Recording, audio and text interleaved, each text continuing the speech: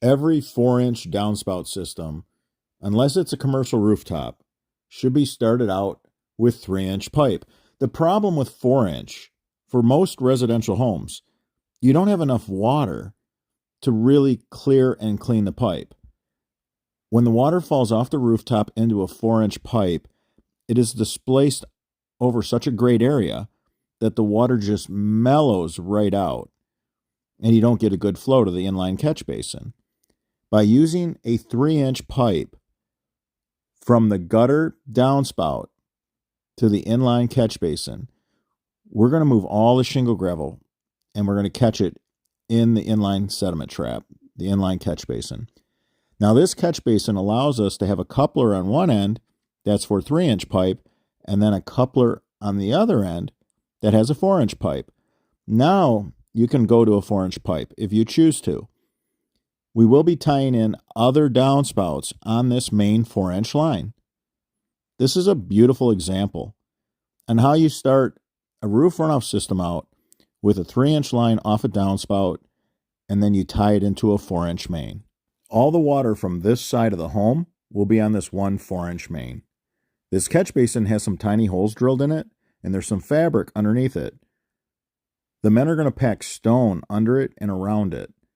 That way, any water that's left behind after the rain event can slowly leach into the subsoil. Make sure to drill small holes.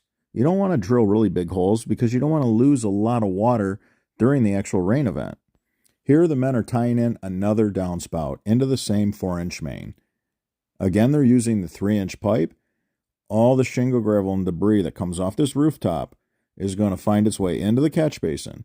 We're going to get a really good flow of water through this 3-inch line. Then we go into the catch basin where the water has a greater area to spread over. It loses its velocity, it mellows out, and it drops all of its sediment. When it enters the 4-inch pipe, all the debris has now been collected in the inline catch basin. It'll be clean, clear water flowing all the way to the discharge line. Nothing to clog the line. This is the right way to do multiple downspouts to a 4-inch main. We confidently run 4 downspouts on one 4-inch main, and in some cases, if we have a couple of short gutter runs, we will put 5 downspouts on one 4-inch main. Right here, Juan asked me to tell him when the leaf filter is straight. You really want somebody to give you a hand when you go to set all your leaf filters. If somebody can line up and make sure that they're square and straight with the house, it's really helpful. So when you go to pack the dirt in around it, you don't end up with a crooked installation. We took this 4-inch main to daylight. People always ask, what does that mean? Taking a drain line to daylight. Well, you take the line to where it finally comes out of the ground. You take it out so far that you have some drop. Right here, this drops off. There's this big runoff ditch behind this home. And we went ahead and just ran it to a piece of dual wall with a critter guard in it. And the men cut a nice mitered cut to match the grade. A beautiful example of taking a drain line to daylight. This 4-inch main goes down the side of this home and has half the roof runoff water of this home running through this 4-inch main. In this video, we're going to show you how to take 2 3-inch downspout lines and tie them into one 4-inch main. We ran 3-inch pipe through all these sprinkler lines. We went under as well as over sprinkler lines. You can see a couple sprinkler lines through here that we went over top of. Only 3-inch line is going to do this. A 4-inch line, you would have to cut all those sprinkler mains. Now we're going to show you the proper way to do a tie-in to a 4-inch main. There's a special coupler. It's a 3 to 4 increaser reducer. You're going to see Francisco snap this increaser reducer to the 4-inch, and then he's going to fit the 3-inch line. That's a proper connection from 3-inch to 4-inch. Now there is a top and bottom to that coupler, so you want to make sure you have it set to where both pipes are laying flat at the bottom of the trench. Keep in mind, when you use this technique, you have to have a sediment trap upstream. What will happen if you do not have a sediment trap catching all the debris? When the water goes from a 3-inch to a 4-inch, the water is going to spread over a greater area. It's going to slow down. When the water slows down, it's going to drop all the sediment that it's carrying. The sediment trap that we're installing upstream is going to collect all the shingle, gravel, and debris. It's going to prevent a clog from occurring in that 4-inch Y. We're going to cover all the connections of this downspout. We have our offset coupler adjusted high, and then as we get downstream, we adjust it low. We want to keep this water flowing. We want to keep the velocity up. Make sure you tape all those connection points. What's great about corrugated pipe is you can run it for 100 feet without any connections.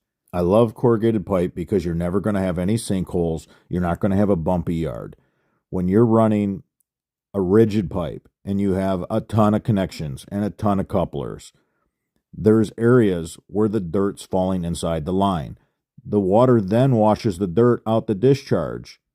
Wherever it's being discharged, that's where some of that dirt ends up, and you end up with a lot of potholes, a lot of sinkholes through your yard. I love corrugated pipe because the connections are minimum.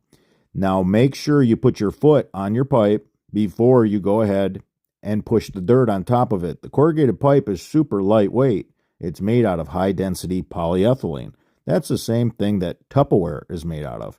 So when you push dirt, which is quite heavy and dense, on a light pipe like that, the dirt can get under the pipe, and now it interrupts your beautiful 1% slope that you work so hard for. Now always look up top on a 2-story. You can see that on the top of that 2nd story, that gutter drops into the 1st-story gutter. So we knew these 2 gutters were responsible for a ridiculous amount of water. A 2x3 downspout cannot max out a 3-inch line. So we wanted to run a 3-inch line opposed to a 4-inch line so we didn't have to cut the sprinkler system, and we wanted the line to stay clean. When we merge these 2 lines together, there's now enough water to run through a 4-inch pipe. Now we're going to show you the stack up and how all this goes together. You can cut your riser to fit right now, like you see here. The guys went ahead and fitted that. You're going to take that apart, though, when you tape that. I just wanted to bring this up. And before you make that connection, you want to tie in your sediment trap. It's so much easier to do this connection once you hook it up to that leaf filter. You make your job so much harder. We're going to show you all the different points that we apply a really good plumbing tape. It's super stretchy, super sticky. It's really good tape. Now these 2 couplers, where you make this connection at the catch basin, you want to use a good plumbing tape so that you don't have any leaks, and you also want to use the plumbing tape so if there's any landscape that's planted near your line, right now there's no bushes or trees. But that doesn't mean one day there won't be, and we want to make sure the roots don't get into our system. I love how this 3-inch line goes under those sprinklers. I hate cutting a brand new sprinkler system. Measure it and cut it to fit so you can get rid of this excess line. Get it out of your way so you can have a clean workspace. Now make this connection now. Go ahead and tape it. Let's do a quick review for the DIYers. You want to cut your riser that sets inside your leaf filter while you have no line on the fitting. Don't make work for yourself. Then once you get to the point to where you're going to tie in the line that comes off of the catch basin, you just go ahead and disassemble it and make that connection. Now you want to put a turf restrictor plate on top of your catch basin so that the grass doesn't grow over it. We're using a solid cover so that we can get in and clean out the shingle, gravel, and any sediment. We tied the side downspout in with this rear downspout because the gutter was the same gutter. It was an L-shaped gutter that both downspouts were tied into. We have another turf restrictor plate with a solid cover. Now we're going to show you where we took this 4-inch line. We tied 2 3-inch lines to a 4-inch main, went underneath the fence. This community had a large drainage ditch that ran through it. This made our life easy. We didn't have to take it to a pop-up emitter, we just ran it to daylight. Now on the end of the single wall corrugated pipe, we connected a piece of dual wall corrugated pipe and put a critter guard in it. We didn't want any muskrats coming up out of this drainage ditch and building a home inside our discharge line. If you install your roof runoff system with a leaf guard and a sediment trap like you've seen in this video, you will never have a clog. You'll never flood your basement. If you enjoyed this video, give us a thumbs up. It supports the channel. If you have any questions regarding this installation, leave them in the comments section. I'm your host, Robert Sherwood, and until the next video.